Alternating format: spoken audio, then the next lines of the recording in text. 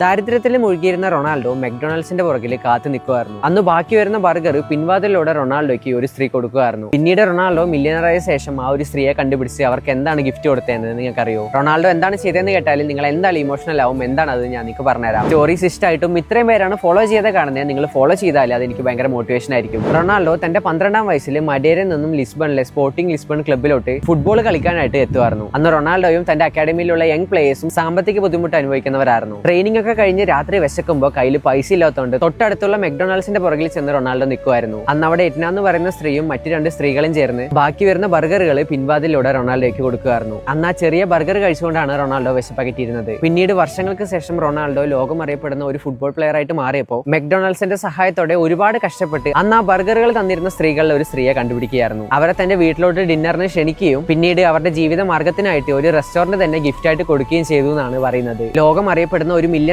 ആയിട്ടും 12ാം വയസ്സിൽ തന്റെ വിശപ്പകറ്റിയ ഒരാളെ കണ്ടുപിടിച്ച് അവർക്ക് വേണ്ടി ഇത്രയും കാര്യങ്ങൾ ചെയ്ത റൊണാൾഡോ ശരിക്കും ഒരു ഇൻസ്പിറേഷൻ തന്നെയാണ്. സോ റൊണാൾഡോയുടെ ഈ ഒരു സ്റ്റോറി കേട്ടപ്പോൾ നിങ്ങൾക്ക് എന്താ തോന്നി എന്നുള്ള കാര്യം കമന്റ് ബോക്സിൽ കമന്റ് ചെയ്യുക. അതിന് ഇതുപോലുള്ള ഇൻട്രസ്റ്റിംഗ് സ്റ്റോറീസിനായിട്ട് മറക്കാതെ ഇപ്പോൾ തന്നെ ഫോളോ ചെയ്യുക.